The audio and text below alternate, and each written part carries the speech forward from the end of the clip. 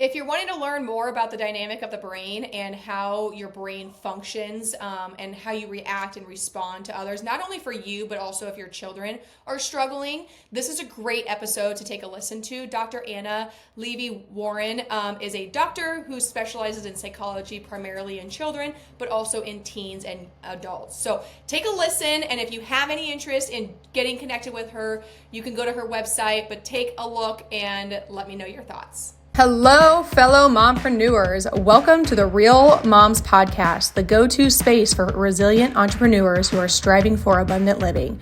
I'm your host, Shae Spitz, a mompreneur and a realtor here in Columbus, Nebraska. Are you a mom juggling the hustle of entrepreneurship, family life, and personal growth? Well, you're in the right place. On this podcast, we dive deep into the real, unfiltered stories of incredible women who are navigating the journey of mompreneurship. We'll celebrate the victories, share practical insights, and acknowledge that it's okay to face challenges along the way. Success isn't about the destination. It's about the journey and the growth we experience as we balance our careers and the chaos of family life. Whether you're a seasoned mompreneur or just starting on this exciting path, join me and our amazing guests as we explore what it truly means to be a resilient entrepreneur striving for abundant living. Get ready for real, raw, and remarkable conversations that will inspire and uplift you. Because here at the Real Moms Podcast, we believe in the power of community, authenticity, and the strength that comes from embracing the journey together.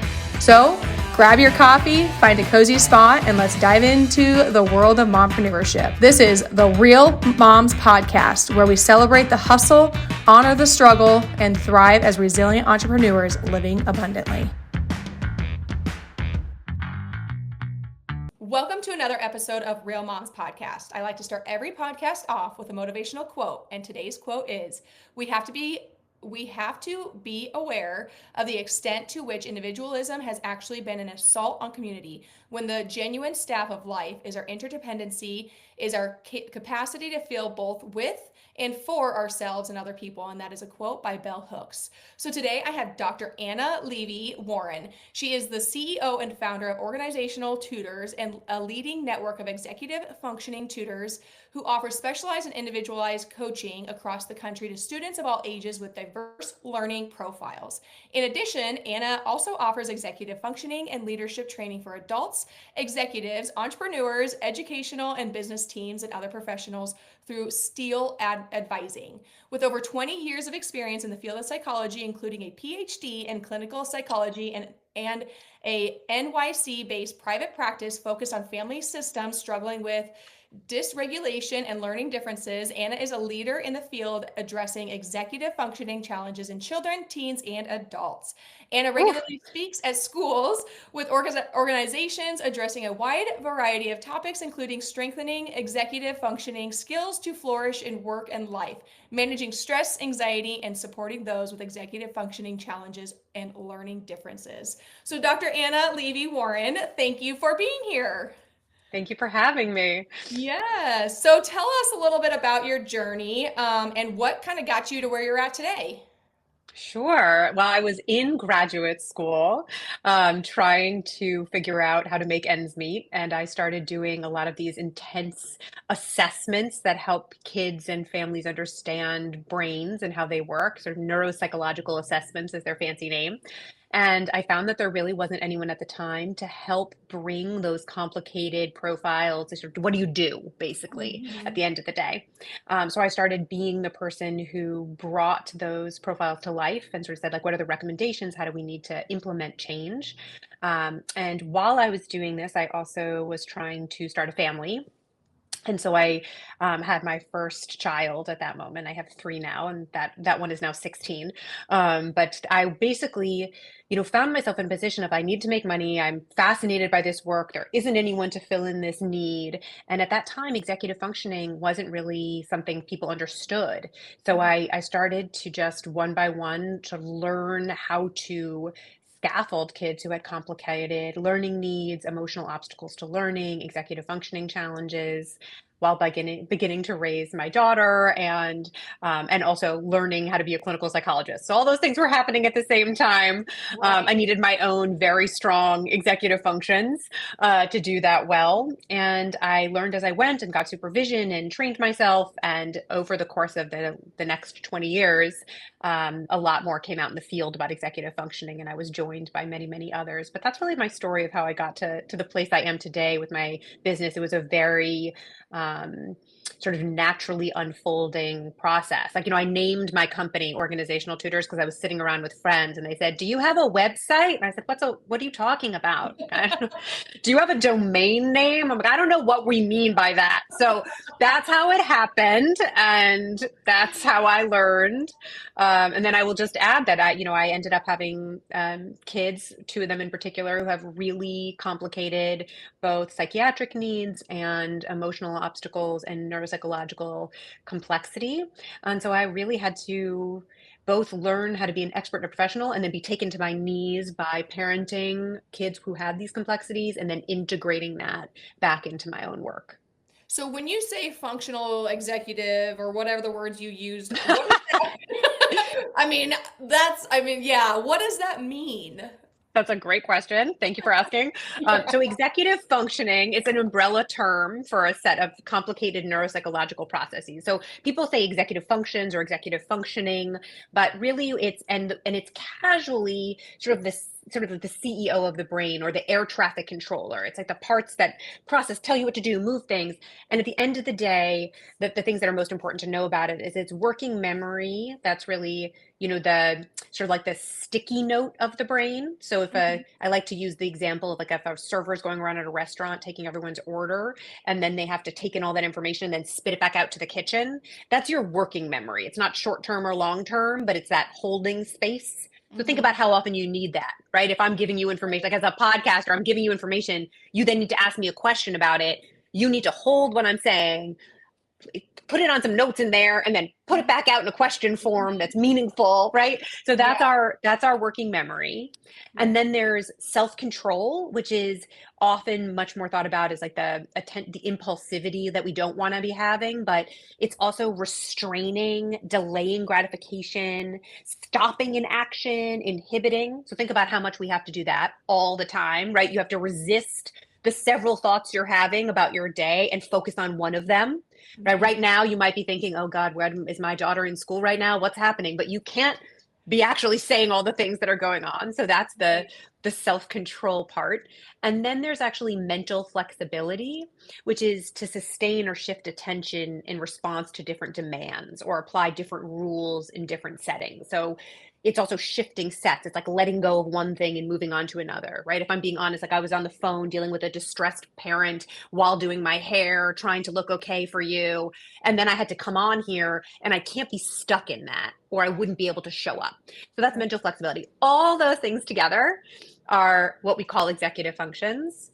And I would say the concretization of those, like the way they're manifesting and we see them in the world, is often just around organizing, time management, prioritization, the way that we move around the world managing things efficiently and effectively. So, do you see a big difference between men and women when it comes to that? Because, like you were saying, I mean, I have a situation where I'm dealing with a very stressed out seller.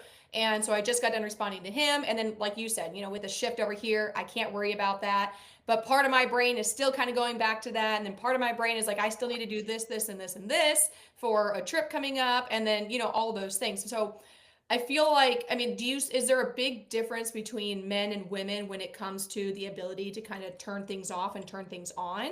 Or is it just how we manage it? It's just how we I mean, I wouldn't say that there's a gender gap in that particular, that construct, but I think that what you're naming is actually more about compartmentalization and sort of like the capacity to put sort of things away or containment. But in terms of the executive functioning piece, it's really each of us have our own sort of capacity in this space, and I wouldn't say that there's a gender difference in executive functions. So can that be learned? Like I feel like over the last like 5, 6 years, I have learned to become a lot more emotionally intelligent, like being able to like think through things before reacting. I respond, I don't react. So, I mean, is it common and is it easy to train your brain, or is it kind of like you either have it or you don't? Great question. I mean, one thing that's so hard is that with any kind of brain change, right, where our brains are incredible and that they can always change, we can always have synaptic growth. And, we have these critical learning periods that open up our mind to all these capacities. And we see children doing so much change, right? They're constantly learning and moving. So as we get older, we get a little less capable of that, or it's harder to make the change. But I would absolutely say, we have our core capacities, but then yes, things can absolutely move. So part of running a company where I try to address these concerns, especially for children, is by really working on brain change and trying to get people to strengthen their executive functions by coming up with skills and strategies, and also being in this positive relationship that helps move the needle on sometimes what's very challenging for people with sort of difficult executive functions that are less strong. And it's interesting because yesterday I was on a call yesterday with our other agents, and I was talking about how psychology has always intrigued me. So I actually went to school for human service counseling. I was a case manager for mentally ill adults. Now, I didn't get into the details the way you do on brain development, the psychology behind everything, but I do have a pretty good grasp on how humans behave, how they react when they respond, things along those lines. And I even said, I feel like the neurology of everything and the synapses and all of that stuff that kind of goes on. I don't understand it. To me, it's almost a little bit boring, but yet it's also super intriguing. Like, I feel like it's a very, I don't, in depth, like you have to go deep with all of that. So, but yeah, I mean, so tell me a little bit about how your business has shifted when you had kids who needed a little bit more help. How did your business shift and your mindset around that shift? Yeah, what was so hard is it's so easy as a parenting expert to tell people what to do. And it felt so obvious to me, especially with someone who has all these skills and strategies to hand out and had such a big toolbox to tell parents, do these things for your kids. And then when I had kids who couldn't get out of the house because they could not find, they had one shoe on and the other one was like down the steps, and they couldn't find their backpack. And I would say, get ready for school. And they would look at me every day as if I had just said, put on like this banana on your head and walk around balancing it. They looked at me as if I were utterly insane. I'm like, how many days in a row can I say the same thing? And then I had to actually go back to my own notes and be like, wait a minute, hold on. My daughter has executive functioning challenges because she has ADHD. And when I give her the simple demand of get ready for school, I'm not remembering that there are 20 steps baked in there and that she can't remember them because she doesn't have working memory that way. And I haven't helped scaffold her. And there's a 3-year developmental lag. And so I had to go back and be like, I'm so sorry. Let me make a visual aid for you and break it down and say, this is what it means to get ready for school. Like, you need to go get your cereal, go get the milk. Then you need to eat your cereal and you need to clear the bowl. Where is your socks? Where are your shoes? Let's make a home for them. And we had to go through that in these moments. It was painful. It was like, are you seriously? I need to break this down to this degree. But and then positively reinforce each step and not lose my temper because I'm late for work. I mean, it was, and I am telling parents to do this all day long, and I had to be brought to my knees to remember that this is something that I needed to learn for myself. And I cannot tell you how many times I, in the middle of that process, had to say, I'm going to go. First, I would lose my temper, and then I'd be like, I'm so sorry, I lost my temper. And then I would go into the bathroom and cry, and then I would come out of the bathroom. And then the next day, I would try to say, I'm going to take a breath before I started crying. And then the next day after that, I would say, I'm going to take a breath, and I didn't cry. But it was just, I really had to learn what it meant to live the advice I was giving. And that was a really different process. And it's changed the way I approach parents. Right.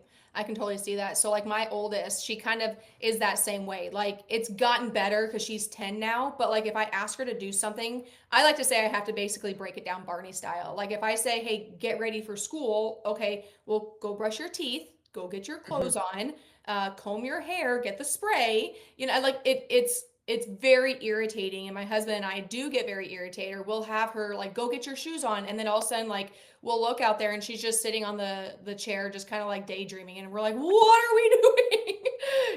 So I think it's a lot more common, and school has always kind of been a little bit of has been a struggle. I'm not gonna say has been a little bit, but it has been a struggle for her. Last year was a pivotal point for her to where she has taken leaps and bounds to get to where she's at today. She still needs the IEP, she still needs like extra help in school, but what I feel was like the pivotal point for her was not only our patience at home, which I mean, even if you say you have patience, like there comes a time where there's days where it's harder than others when you have that patience, but honestly her teacher was such a huge momentum change for her because her teacher believed in her. Like her teacher knew and could see her potential just like we could, but I feel like it's a little bit different coming from a teacher than it does from your parents, but like it was so night and day difference from the year prior to the next year and Mm. then even this year. Like she is just like a bookworm now. Her AR goal was 8 and she's already at 10 this year and we still have a month yet to go. You know what I mean? So like it does take time, but like is that kind of what you see in kids too? Like if you keep that consistency and that repetition that it does get better and it does get easier? Absolutely. I mean, I think that that's sort of, I call it routinization, right? That's like there's routines, and then there's Right. more automaticity, and then there's more, then it's easier. And like, yes, so the Mhm. more consistency you have over time of reinforcing in a positive way these strategies that help relieve some of the, it's like exactly what you named. It absolutely makes a huge difference. So do you okay, so like do you have you ever had like your kids' brains studied? Because I guess now that we're getting into this and I feel like I could relate to what one of your kids was going through to what mine was, and I don't know the severity of the difference, but my daughter also will talk about how her eyes go white. She says, "Well, mom, my eyes went white." Does that have you ever heard of that before? Like I've taken her to the eye doctor. We've done further testing. I did talk to her physical doctor, and I'm like, I think we need to get like a CT scan or an MRI done. But I mean, does that sound? Because he's like, well, maybe it could be like mini seizures, and but she seems to be. I mean, I don't ever notice her going like completely blank space when that happens. Like No, she'll I just. mean, I don't know how to explain it. It's so weird. It's not because my her doctor asked, well, does she kind of like, do you catch her just like drifting out in space for like 10 seconds and then she kind of comes back to it? Yes and no, but not when she says my eyes went white, like not during that time. I mean, it's such an interesting thing, I obviously I am not giving any, medical advice in that in this way, and I know, but in terms of, there's a way that you could look at that. In how old is she? 10. That kids, when they say that, it's the experience of your eyes going white. You can almost actually imagine sometimes if I'm in a really distressed moment, or I'm not, I'm needing to get away from myself, from overwhelm, cognitive overload, depletion. You can actually you can almost like make yourself blind in a certain way. Like if you let your eyes get tired, if you move away from yourself, it can feel like Mhm, everything is whiting out or blacking mhm, out. And so mhm, I'd be really interested to ask her lots of questions about like what happens before your eyes go white. Is it all white? Is it a little bit of white? Is it blurry? Is it fuzzy white? Like I'd really dig into asking mhm, her about her experience, both when it happens, how long it lasts, sort of like what the experience is like for her, because mhm. there's a way in which if you get stressed and overwhelmed, like the way that our vision is impacted by that is quite intense. And it oftentimes kids can actually, if your brain tells you you can't see, you won't see. Right. We're very powerful that way. It's kind of Yes. amazing. So, Yes.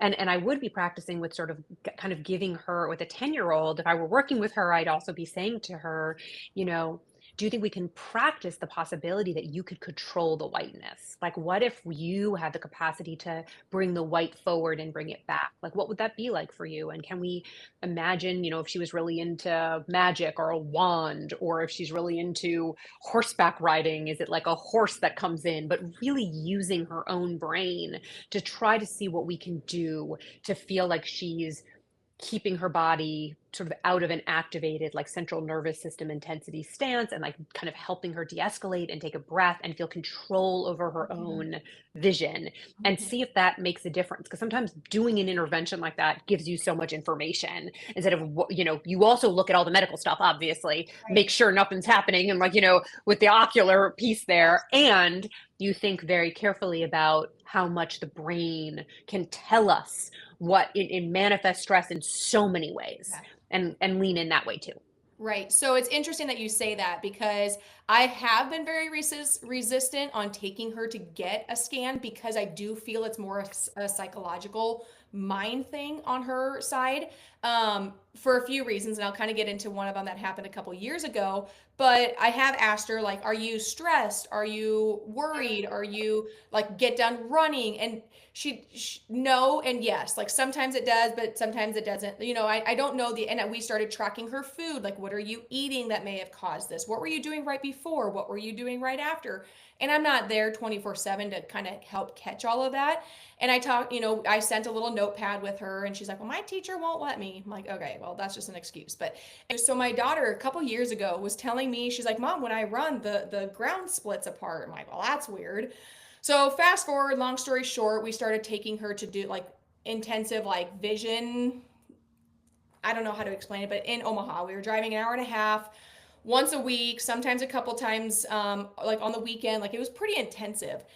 And I never sat in on the room with her. She's a very smart, wise little girl. So, her and I were spending a lot of time together. We'd go get ice cream every time, after we went and did this, or we would do some fun activities. She got out of school to do these things.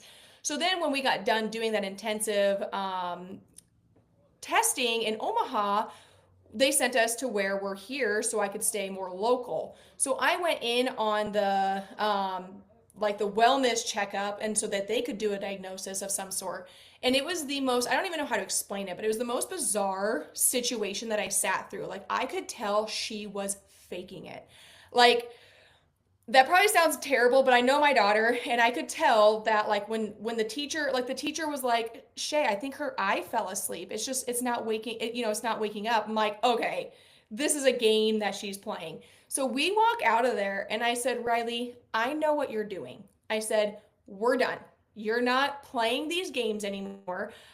We're not going to be going on these big trips anymore. Like, you're done. I don't even know how to explain it. And I'm not joking you. From that day forward, never once did she complain about anything in her eye or vision or the road splitting or the roads, whatever it was, until here recently she's been talking about her eyes going white.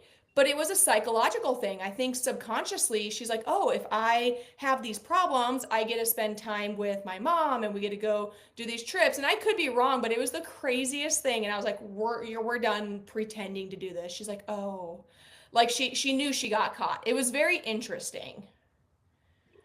Yeah, I mean, I think what's so interesting with kids, right, is that there's a way in which they're learning their bodies and the relationship between their mind and their bodies and what impacts adults. And, oftentimes I think as an adult mindset, it can feel like a game they're playing or a manipulation. And adults often use like pretty intense language around those things. But what's for kids, it's almost like there's an exploration. Like, what will happen if I say this? What will happen if I do this?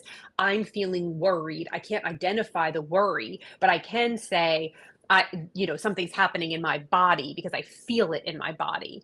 And Mhm. as an adult, we want to learn to we want to help kids do this too. But even most adults are still learning to recognize feelings in our own bodies and name feelings, right?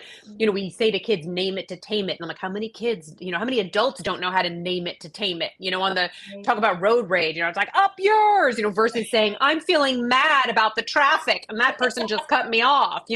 So it's a Right. learning process. And I think Right. with kids, sometimes they just do get stuck in I don't know how to name the feeling I'm having. I can't identify the thing that's stressing me out, but I can tell you that my vision gets blurry and I can't see. And so it's a kind of a working backwards and a discovery process together. It's like, well, if you're feeling that way, if your eyes are going white, then there must be something that your brain is saying is too much to see. So Right. what are we going to do? Let's figure out what's too much to see. Can we figure it out together?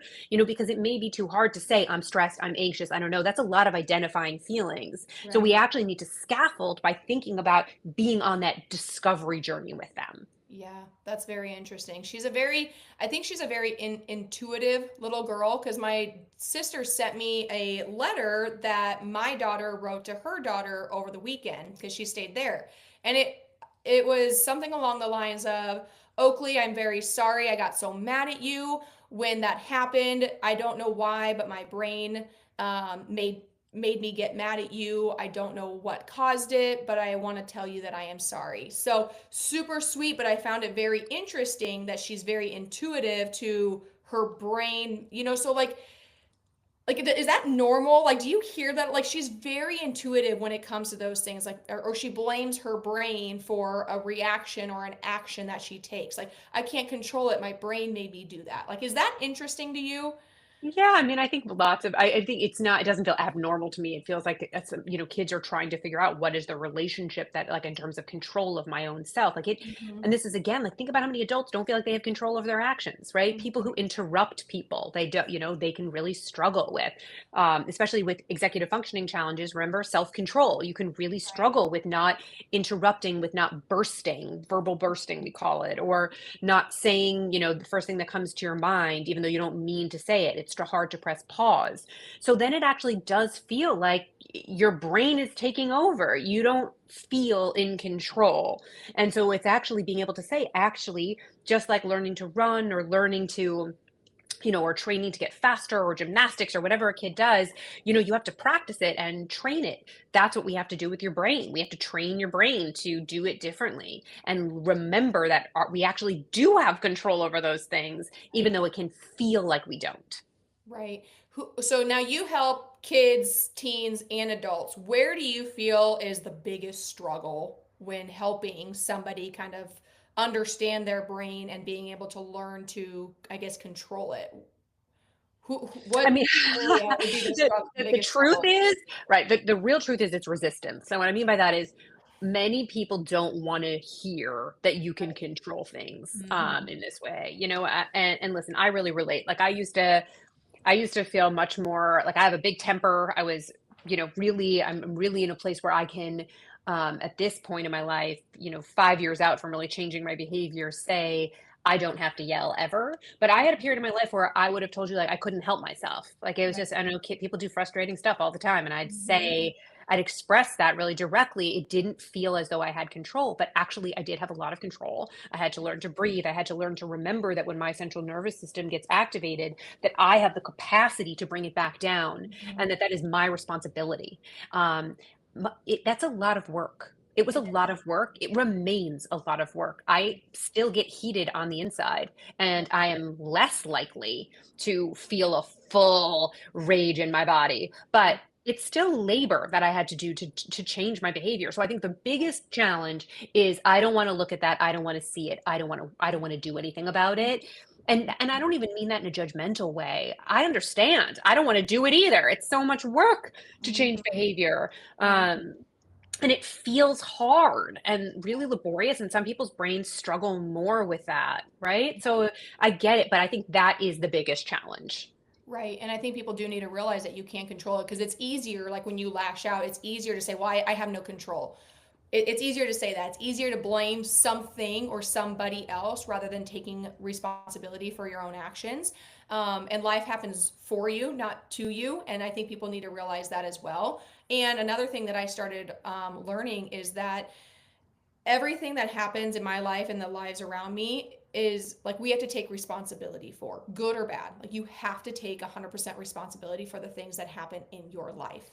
But you were also talking about, I kind of, oh man, it was good. It was good. But see, here, that's that It'll whole come brain back. It'll come back when you're breakdown. least expecting it. I mean, I will say that some people have more, and I just want to emphasize this.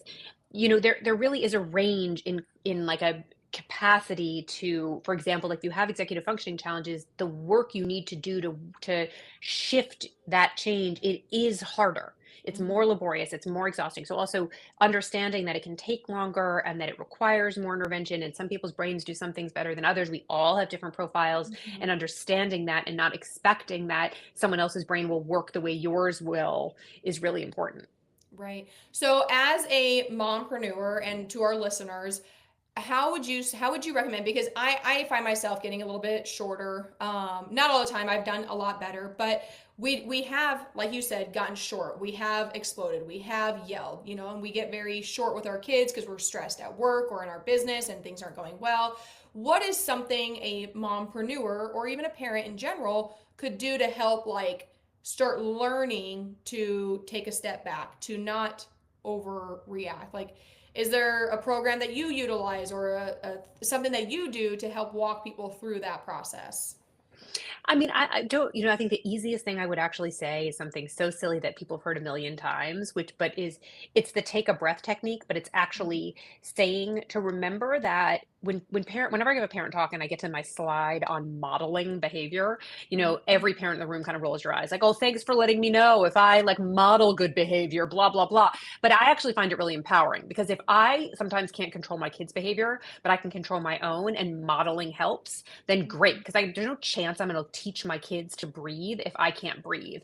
So Right. being able to say out loud, I need to take a pause. I need to catch my breath and then go lock yourself in the bathroom or take as long as you need. I think there's a feeling always like I got to get through this. We have to like work it through, or I have to make sure they know that they did something wrong. It's like not true. Kids 99% of the time know they did something wrong. You do Right. not need to in that hot moment do anything except get not hot. So Right. the only goal is to be not hot. That's your only responsibility. Step out of the room, take a breath, stick your head in a pillow, but that's your only job. Say it out loud, model it, and that's the only thing you have to do. And that it's very simple. And then don't think that you need to go back and have the conversation with your kid about the thing that they just did wrong at that moment.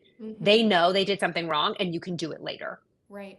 One of the things that I started talking to myself and telling myself is when emotions are high, logic is low. So when I get in a high emotional state, whether good or bad, I take a step back. I'm like, okay, well, when emotions are high, logic is low. So am I being emotional? Because I can be emotional on the high end and then I make decisions based off of excitement and then I go and purchase stuff, not in like a manic way, but like if you go to like conferences, it's like, okay, yes, I need this program, it's going to help me. But like I have to take a step back and say, okay, when emotions are high, logic is low. So is this a logical decision?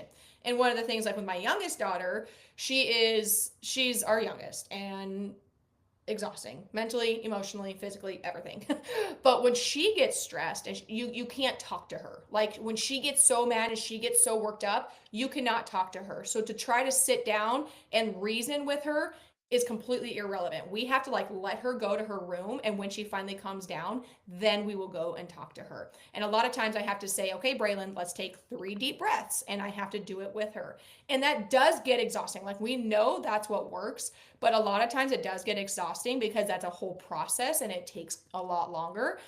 So sometimes we don't have that time to like sit down with her and go through all of that. So it does get frustrating at times, but we know that is the best outcome for the situation. Exactly. So yeah, it's a tug and pull, and the brain is a very intriguing muscle, and it's extremely powerful. I don't think people realize how powerful our brain truly is. Like that you can control it, but it takes work, and it Hmm. takes constant work. Just like your physical health, your emotional health, your mental health, your spiritual health, all of those things are a daily commitment, and it takes work. Absolutely. That's completely right. So, Dr. Anna, what is one piece of advice that you would give to your younger self or to somebody who's maybe going to be a new mom or an entrepreneur? What is one piece of advice? Oh, just one. I think my biggest piece of advice is actually um, is a piece of advice my daughter gave me, which is called I call it the art of the restart, and meaning that you actually can always choose to stop and let it go. No matter Mhm. how hard it is, no matter what you're in the middle of, like we have this idea, like this compulsion that if we're in the middle of a fight, we need to finish it. If it's late at night and we're struggling with something, we need to do the next thing. You can always press pause and you can always come back when you're in a better Right. place. And so the restarting with other people, with yourself is such a gift that we have. You can come back to it. You Mhm. do not need to deal with things when you're Right. in distress. You can just focus on de-escalating. And I think Right. such an important thing to remember, especially with Mhm. kids and with our own bodies, that we need to regulate ourselves. Right. And with our significant others or maybe Yes. clients, if you guys are kind of like going, getting into a discussion. I mean, if you could just say, hey, because like my husband and I, he's learned that I cannot, like, if I get upset, we're gonna table that. We'll come back to it tomorrow because otherwise it's gonna escalate. I'll probably say something that I'm gonna regret. He's probably gonna say something that he's gonna regret. And we've just learned that if we have a we honestly don't argue very much at all. But if and when we do, because we still do, we just know, okay, we're going to let this go. And if it's something that we're still worried about the next day or later that evening, we'll discuss it. But either you just got to like let it go and come back to it later, or if you can let it go altogether. I mean, obviously, talking about if it's big enough and it bothers you enough, then you need to come back to it. But I have a very hard time, and I've learned that I cannot be, especially with my husband. Other people, I'm pretty calm, but with my husband, I know that if we get into a disagreement or a discussion or an argument, like, no, I got to walk away. Like, I'm separating myself, even if it's going to be for a couple hours, or maybe we'll talk about it tomorrow. We just learned that, nope, we'll separate ourselves. Otherwise, you get nothing done. And that's probably where my youngest and my oldest get that from. So we always come by it honestly. Yes, absolutely. So Dr. Anna, how can somebody get a hold of you, or do you have like a Facebook page or a program that if somebody was interested to learning more or, getting involved with you, do you have anything like that? Yeah. I think the best way to reach me is at organizationaltutors.com, and that's where I help kids with complicated learning needs, and they can always sort of find all the other information there, but it's just organizationaltutors.com to help kids with any kind of emotional obstacles to learning or learning challenges or executive functioning challenges. So is this like a course for the parents? Do you do one-on-one with the kids? What does that look like? We do one-on-one with the kids, and with the parents, we run workshops and do talks all the time for parents and sort of help them learn how to scaffold and strengthen executive functions. Okay. And can you do all of this virtually? Yes, we do it all virtually. Okay. The pandemic really taught us that we can. Right. The pandemic was a pandemic, of course, but honestly, like those businesses that stayed through it and shifted and changed have just taken leaps and bounds in a whole nother direction. I mean, it shifted real estate where I could do offers and everything over the phone or through Zoom rather than having to meet together in person and take time away from my family, taking an hour and a half away from my family instead of like 20, 30 minutes. I mean, it just makes such a difference, but totally. You either adapt and change or you fall behind. So absolutely all great. Sounds good. Well, I truly appreciate your time, your knowledge, your expertise. I agree. Like the human brain is very interesting. I think you either like understanding and learning about it or you don't. But it is a very dynamic, strong muscle that we have that I think everybody needs to learn and understand a little bit about it. So absolutely. So good to be here. Thank you so much. Yes. Thanks, Dr. Anna. And that wraps up another inspiring episode of the Real Moms Podcast. A huge thank you to our incredible guests for sharing their story and insights today. If you found value in today's conversation, don't forget to hit that subscribe button so you never miss an episode. And hey, sharing is caring, right? Share this podcast with your fellow mompreneurs, friends, and anyone who you feel could use a dose of inspiration. Share it on your social media as well. But most importantly, if you found this episode helpful, please leave me a 5-star review. This helps get our information out to those who have never heard or seen us before. Are you feeling inspired and you're sure that you could add some value to the podcast? Shoot me a message and let's talk. We love hearing from you. So connect with us on social media. Tag me at Shae J Spitz. That's ShaeJSpitz. And share your thoughts and takeaways, or even suggest topics you'd like to have us explore more in the future episodes. Remember, you're not alone on this journey. Your resilience is your strength, and your pursuit of abundant living is truly remarkable. As always, keep thriving, keep growing, and keep embracing the beautiful chaos of being a mompreneur. Until next time, take care, stay real, and keep living abundantly.